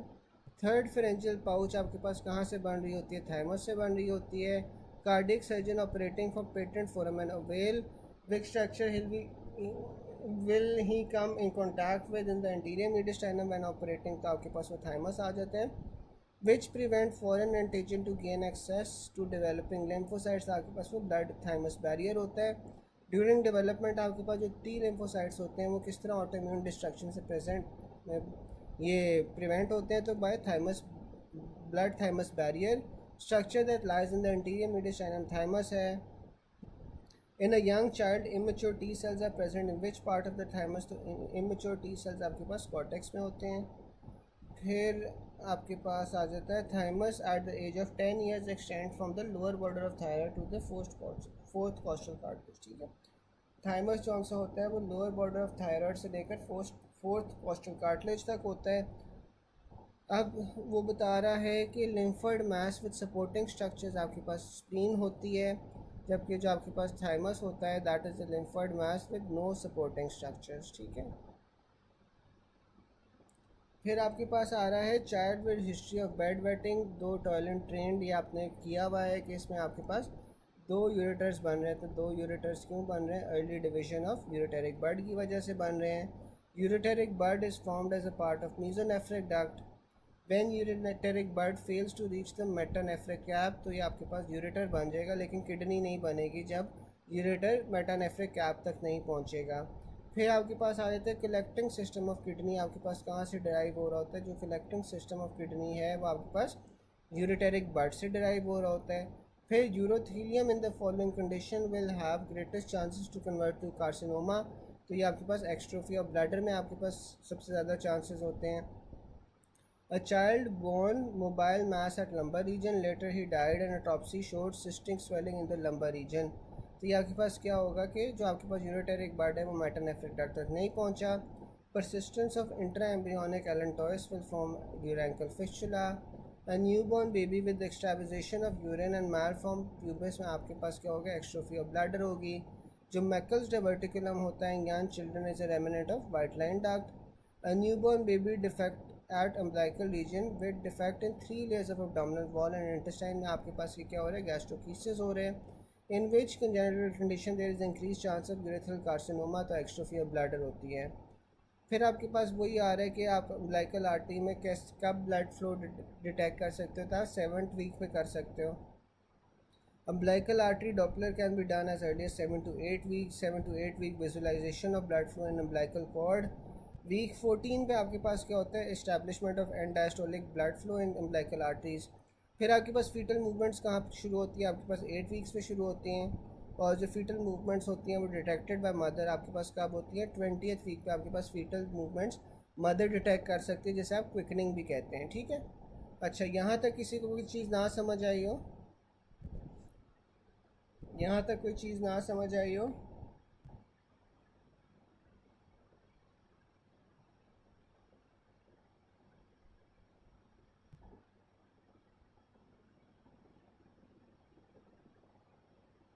एम्ब्रियोलॉजी हमारा हो गया है। किसी को अभी तक कोई चीज़ ना समझ आई हो तो आप लोग बता दो, पूछ लो अभी, ताकि फिर हम कार्डियो शुरू कर सकें।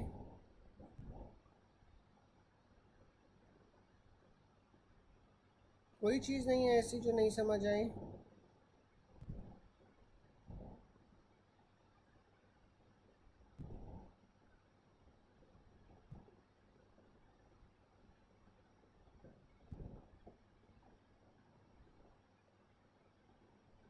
चले आप लोग पानी वगैरह पी लो, 2-4 मिनट तक हम कार्डियो शुरू कर रहे हैं। आप कौन सा है, 2-4 मिनट की ब्रेक ले लो, फिर हम कार्डियो शुरू करते हैं।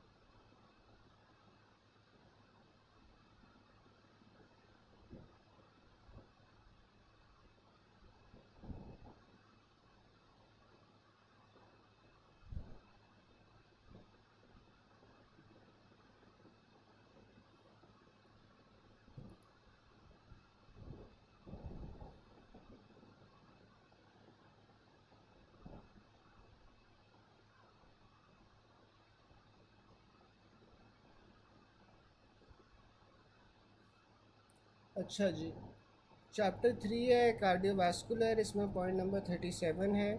इसमें सबसे पहले वो बता रहा है कि जो सर्कुलेशन होती है हार्ट की वो किस तरह मेंटेन होती है। तो जो सर्कुलेशन ऑफ हार्ट है वो आपके पास लोकल मेटाबोलाइट से मेंटेन हो रही होती है। जो लोकल मेटाबोलाइट्स आपके पास हार्ट के लिए होते हैं वो क्या क्या होते हैं? हाइपोक्सिया होता है और साथ में एडिनोसिन होता है। जबकि जो लोकल मेटाबोलाइट्स ब्रेन के लिए होते हैं, ब्रेन के लिए आपके पास CO2 होता है। और फिर स्किन के लिए आपके पास क्या होता है? सिंपैथेटिक स्टिमुलेशन सबसे इंपॉर्टेंट मैकेनिज़्म होता है फॉर टेम्परेचर कंट्रोल। जबकि आपके पास जो स्केलेटल मसल्स होते हैं, स्केलेटल मसल्स में आपके पास रेस्ट के ऊपर सिंपैथेटिक टोन आपके पास जो सी होती है सर्कुलेशन को मेंटेन कर रही होती है। जबकि आपके पास जो एक्सरसाइजिंग स्केलेटल मसल्स होते हैं उसमें लोकल मेटाबोलाइट्स जो से होते हैं वो सर्कुलेशन को कंट्रोल कर रहे होते हैं। लोकल मेटाबोलाइट्स का निमोनिक आपके पास चौक आ जाता है जिसमें CO2 आ जाता है, हाइड्रोजन आ जाता है, एडिनोसिन आ जाती है, लैक्टेट और पोटेशियम आ जाता है। अब वो ये बता रहा है कि वो ऑर्गन जिसकी ब्लड फ्लो आपके पास सिंपैथेटिक स्टिमुलेशन से कंट्रोल होती है रादर देन लोकल मेटाबोलाइट्स, तो आपके पास स्किन होती है। Sympathetic regulation occurs in which of the following instead of local metabolites, तो वो स्किन है। In which organ blood is regularly regulated early by systemic sympathetic system and then by local metabolites। तो ये आपके पास Johnson है skeletal muscles होते हैं जिसमें पहले आपके पास रेस्ट पे सिंपैथेटिक एक्टिविटी कंट्रोल कर रही होती है और बाद में एक्सरसाइज में आपके पास लोकल मेटाबोलाइट्स आ जाते हैं। Blood flow through non exercising muscles आपके पास सिंपैथेटिक एड्रेनर्जिक होती हैं। ड्यूरिंग एक्सरसाइज आपके पास जो TPR होता है, टोटल पेरिफेरल रेजिस्टेंस होती है, वो क्यों काम होती है? लोकल मेटाबोलाइट्स की वजह से। ये आपके पास वेजर डायलेशन करवा ली होती हैं। कोरोनरी ब्लड फ्लो आपके पास मेनली किससे मेंटेन होता है? मायोकार्डियल ऑक्सीजन डिमांड से, क्योंकि जो आपके पास ऑक्सीजन होती है वो आपके पास इसकी लोकल मेटाबोलाइट होती है which is controlling the circulation. फिर आपके पास आ जाती है which of the following parameters is decrease during moderate exercise, तो आपके पास वो टोटल पेरिफेरल रेजिस्टेंस होती हैं। Which hormone is increase in exercise, तो आपके पास जो ग्लूकागॉन होता है वो आपके पास इंक्रीज़ होता है एक्सरसाइज में। During exercise there is decrease blood flow to kidney, तो इसमें आपने kidney is greater than splanchnic circulation, ठीक है। फिर a female patient with chronic hypertension was started ACE inhibitors with her BP was controlled but she complains of dizziness।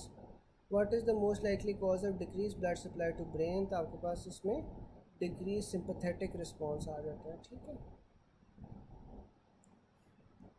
फिर आपके पास heart sounds आ जाती हैं। हार्ट साउंड्स में आपके पास S1, S2, S3 और S4 आ जाती हैं।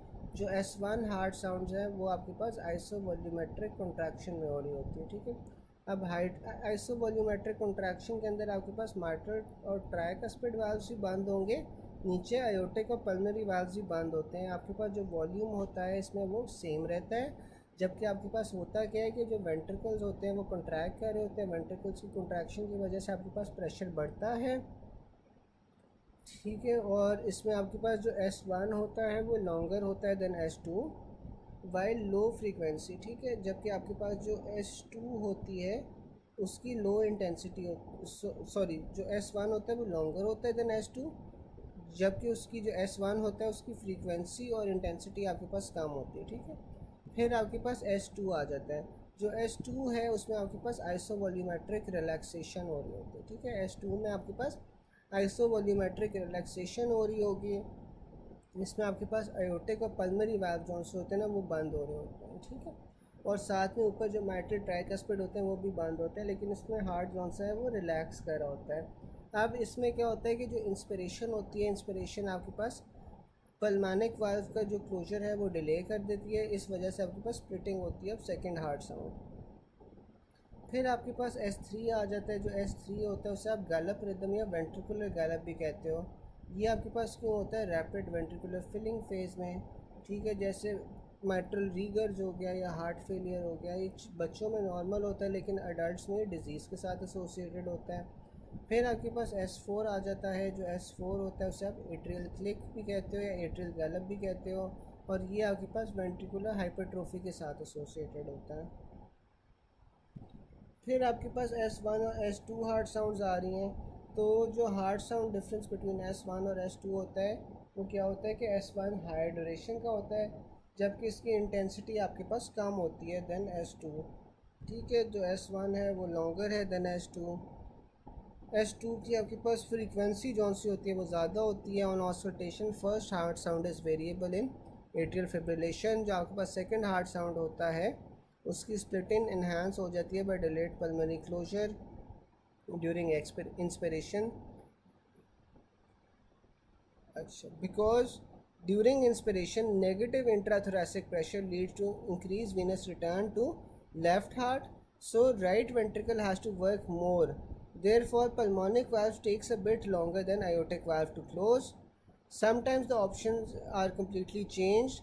तो अगर आपके पास ऑप्शन नहीं है delayed closure of pulmonic valves की, तो इसमें आप जौन सा है वो early closure of aortic valve भी जौन सा है वो भी चूज़ कर सकते हो। ठीक है, फिर आपके पास आ जाता है S2 हार्ट साउंड। जो S2 हार्ट साउंड है वो आपके पास प्रोड्यूस होता है बाय क्लोजर ऑफ आयोटिक और पल्मोनरी वाल्व। ठीक है, तो जो S2 हार्ट साउंड है वो आपके पास कब प्रोड्यूस हो रहा था? आयोटिक और पल्मोनरी वाल्व की क्लोजर से। S2 हार्ट साउंड जौन सा होता है वो आइसोवॉल्यूमेट्रिक रिलैक्सेशन में प्रोड्यूस हो रही है, जबकि S1 जौन से वो आइसोवॉल्यूमेट्रिक कॉन्ट्रैक्शन से प्रोड्यूस हो रही थी। S1 related to which phase on ECG? तो आपके पास जो S1 होता है वो QRS कॉम्प्लेक्स ECG में इसके साथ रिलेटेड होता है, जबकि JVP में आपके पास वो C वेव से होता है जब आपके पास वेंट्रिकल्स की कॉन्ट्रैक्शन हो रही थी। ठीक है, फिर आपके पास थर्ड हार्ट साउंड आ जाती है। जो थर्ड हार्ट साउंड है उसे आप वेंट्रिकुलर गैलप भी कहते हो। वो आपके पास लेफ्ट वेंट्रिकुलर हाइपरट्रोफी में हो रही होती है, अब अडल्ट के अंदर अब नॉर्मल होती है। S3 heart sound is due to which of the following? तो आपके पास वो हाइपरवोलीमिया में आपको मिलेगी, जब आपके पास रशिंग होगी of blood in against the stiff ventricles. और जो S4 हार्ट साउंड है, S4 हार्ट साउंड आपको एट्रियल सिस्टोली में मिलती है, इसलिए आप इसे एट्रियल गैलप भी कहते हो। विच of the following phases of cardiac cycle specially affected by increase heart rate? तो इंक्रीज हार्ट रेट में आपके पास क्या होता है कि जो वेंट्रिकल्स होते हैं वो पूरी तरह फिल नहीं हो पाते, तो रिड्यूस वेंट्रिकुलर फिलिंग होगी। यहाँ तक किसी को कोई क्वेश्चन हो?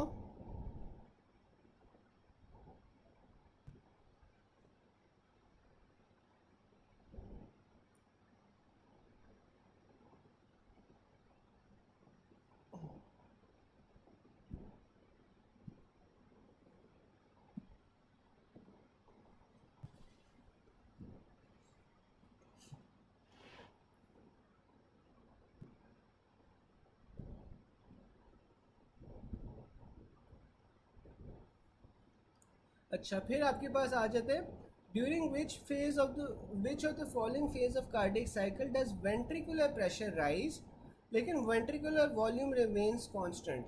ठीक है, तो ये आपके पास क्या होती है? आइसोवॉल्यूमेट्रिक कॉन्ट्रैक्शन होती है। ठीक है, अब आइसोवॉल्यूमेट्रिक कॉन्ट्रैक्शन में क्या हो रहा था कि आपके पास जो वॉल्यूम है वो कांस्टेंट रहता है, लेकिन वेंट्रिकल्स कॉन्ट्रैक्ट कर रहे होते हैं, तो इस वजह से जो प्रेशर होता है वो राइज करता है।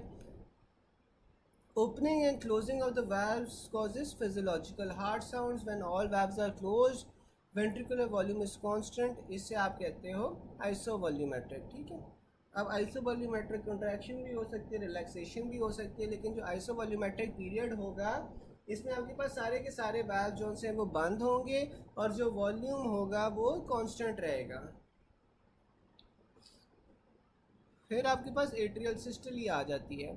जो एट्रियल सिस्टोली होती है उसमें क्या होता है? On ECG it is preceded by the P wave. ठीक है, अब आपके पास P वेव आएगी, वो आपके पास एट्रियल डीपोलराइजेशन करवाएगी और एट्रियल डीपोलराइजेशन के बाद आपको एट्रियल सिस्टोली मिलेगी। और वीनस कर्व या JVP में आपको ये कैसे मिलता है? JVP में आपको ये A वेव के तौर पे मिलता है। On in ventricular hypertrophy, filling of ventricle by atrial systole causes fourth heart sound which is not audible in normal adults. फिर आपके पास आइसोवॉल्यूमेट्रिक कॉन्ट्रैक्शन आ जाती है। जो आइसोवॉल्यूमेट्रिक कॉन्ट्रैक्शन होती है वो क्या होता है कि period between closing of mitral valve and aortic valve की ओपनिंग। ठीक है, तो जब आपके पास माइट्रल वाल्व बंद हो रहा है और आयोटिक वाल्व खुल रहा है, उसके दरमियान का जो पीरियड है उससे आप आइसोवॉल्यूमेट्रिक कॉन्ट्रैक्शन कहते हो। और ये आपके पास वो वाला पीरियड होता है जहाँ पे आपके पास सबसे ज़्यादा ऑक्सीजन की कंजम्पशन हो रही होती है, क्योंकि वेंट्रिकल कॉन्ट्रैक्ट कर रहे होते हैं, यहाँ पे आपको सबसे ज़्यादा एनर्जी चाहिए होती है। begins during the QRS complex, which represents the electrical activation of the ventricles. When ventricular pressure becomes greater than the arterial pressure, जो आपके पास AV valves हैं वो close कर जाते हैं और आपके पास first heart sound मिलती है आपको. Because the mitral valve closes before the tricuspid valve, तो आपके पास first heart sound इस वजह से split हो सकती है. Ventricular pressure increases isovolumetrically, however no blood leaves the ventricle during this phase because the aortic valve is closed. फिर आपके पास रैपिड वेंट्रिकुलर इंजेक्शन आ जाती है. अब जो रैपिड वेंट्रिकुलर इंजेक्शन है इसमें क्या होता है कि जो वेंट्रिकल का प्रेशर है वो इंक्रीज़ कर जाता है more than the aortic pressure, और जो aortic वाल्व है वो ओपन कर जाता है. Ventricular volume decreases dramatically because most of the stroke volume यहाँ पे इजेक्ट हो जाता है ड्यूरिंग दिस फेज, और फिर आपके पास एट्रियल फिलिंग शुरू हो जाती है. फिर आपके पास रिड्यूस वेंट्रिकुलर इंजेक्शन आ जाता है. अब आपके पास ज़्यादातर जो ब्लड है वो वेंट्रिकल से निकल गया हुआ है, लेकिन जो बाकी का ब्लड है उसकी इंजेक्शन के लिए आपके पास फिर रिड्यूस वेंट्रिकुलर इंजेक्शन आ जाती है. Injection of blood from the ventricle continues, लेकिन वो स्लोअर हो जाती है और जो वेंट्रिकल प्रेशर है वो आपके पास डिक्रीज़ होना शुरू हो जाता है. फिर आपके पास आ जाता है aortic pressure also decreases because of run of blood from large arteries into smaller arteries. atrial filling आपके पास कंटिन्यू होती है. फिर आपके पास आइसोवॉल्यूमेट्रिक रिलैक्सेशन आ जाती है. अब जो आइसोवॉल्यूमेट्रिक रिलैक्सेशन होगी इसमें क्या होगा, रीपोलराइजेशन ऑफ द वेंट्रिकल्स आपके पास पूरी हो गई है. एंड ऑफ टी वेव है. यहाँ पे आपके पास जो aortic valve है वो क्लोज हो जाते हैं, followed by the closure of pulmonic valve. इसमें क्या होता है, closure of semilunar valve corresponds to the second heart sound. अब इंस्पिरेशन में आपके पास जो पल्मोनिक वाल्व है उसकी क्लोजर डिले हो जाता है जिस वजह से सेकंड हार्ट साउंड में स्प्लिटिंग होगी. Ventricular pressure decreases rapidly because ventricle pressure is now relaxed. Ventricular volume is constant. आपके पास प्रेशर जो सा होता है वो रैपिडली कम हो रहा होता है और आपके पास जो वेंट्रिकुलर वॉल्यूम है वो कांस्टेंट रहता है. फिर आपके पास रैपिड वेंट्रिकुलर फिलिंग आ जाती है. इसमें क्या होता है कि when the ventricular pressure becomes less than arterial pressure, तो आपके पास जो माइट्रल वाल्व्स है वो ओपन हो जाते हैं. With the mitral valves open, ventricular filling from the atria begins. aortic pressure आपके पास continues to decrease because blood continues to run off into smaller arteries. इसमें आपको हाईएस्ट aortic प्रेशर मिलता है इस फेज के अंदर. Rapid flow of blood from atria to ventricles आपके पास थर्ड हार्ट साउंड कॉज करवाएगा. थर्ड हार्ट साउंड आपके पास नॉर्मल होती है बच्चों के अंदर, लेकिन अडल्ट्स के अंदर ये डिजीज़ के साथ एसोसिएटेड होती है. फिर आपके पास रिड्यूस वेंट्रिकुलर फिलिंग आ जाती है. अब जो रिड्यूस वेंट्रिकुलर फिलिंग होती है ये आपके पास लॉन्गेस्ट फेज़ होता है. इसमें आपके पास जो वेंट्रिकल्स होते हैं उसकी फिलिंग कंटिन्यू होती रहती है, लेकिन ये स्लोअर होता है. ये आपके पास हार्ट रेट के ऊपर डिपेंड करता है. अगर आपके पास हार्ट रेट ज़्यादा होगा तो ये आपके पास क्या करेगा, decrease the time available for ventricular refilling and decreases and diastolic volume, और स्ट्रोक वॉल्यूम भी आपके पास सब्सिक्वेंटली फिर कम हो जाएगा. फिर आपके पास आ जाता है which of the following event occurs just before opening of the aortic valve. तो आपके पास aortic valve खुलने से पहले आपके पास बिगिनिंग ऑफ सिस्टोली होती है. Which of the following phases of cardiac cycle is affected by increase of heart rate. तो आपके पास वेंट्रिकुलर फिलिंग जो सी है वो रिड्यूस होगी. सेमील्यूनर valves open which stage of cardiac cycle. तो आपके पास सेमील्यूनर वाल्व्स जो से होते हैं रैपिड इजेक्शन में खुल रहे होते हैं. द aortic प्रेशर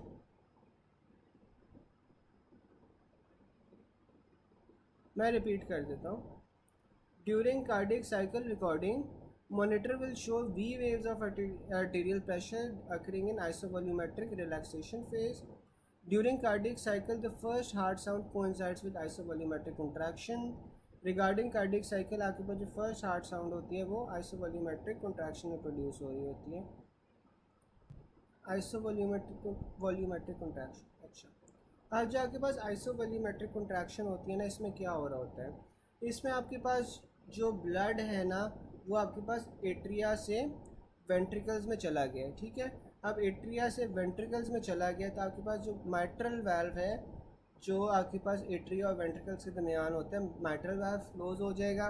नीचे आयोटिक वाल्व भी आपके पास क्लोज है. ठीक है, तो ऊपर और नीचे आपके पास जो दोनों वाल्व्स हैं वो क्लोज्ड हैं, माइट्रल भी और साथ में आपके पास जो आयोटिक वाल्व है वो दोनों क्लोज हैं. ठीक है, अब यहाँ पे होगा क्या, यहाँ पे आपके पास जो वेंट्रिकल्स है ना, वेंट्रिकल्स आपके पास कॉन्ट्रैक्ट करेंगे. वेंट्रिकल्स आपके पास कॉन्ट्रैक्ट कर रहे हैं, लेकिन देखो क्योंकि ऊपर भी आपके पास वॉल्व क्लोज है, नीचे भी वॉल्व क्लोज है, तो आपके पास जो वॉल्यूम है ना ब्लड का इन द वेंट्रिकल वो सेम रहता है। वॉल्यूम आपके पास सेम रहेगा, इसीलिए आइसो वॉल्यूमेट्रिक है।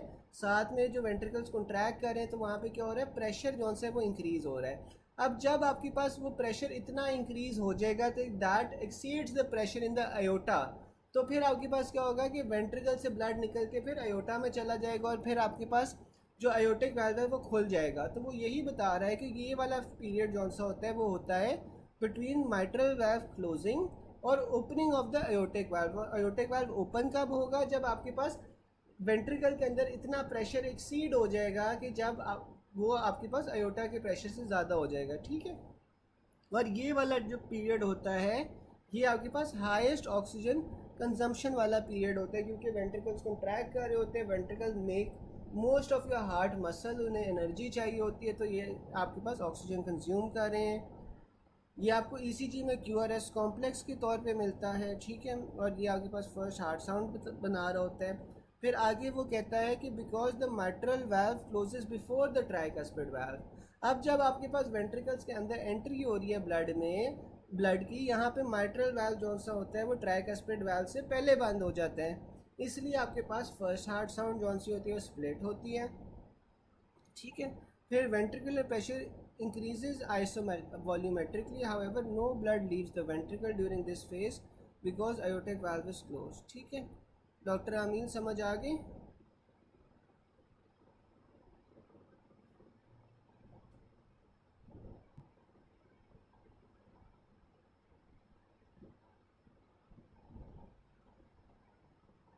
चलें, अच्छा यार आप लोग ब्रेक ले लो, आप जॉन से ना फिर नमाज ब्रेक लेते हैं, नमाज ब्रेक के बाद 9:05 के ऊपर ना दोबारा से कंटिन्यू करते हैं, ठीक है। नमाज ब्रेक ले लेते हैं, फिर 9:05 तक जॉन से ना हम दोबारा से कंटिन्यू करते हैं। चलें।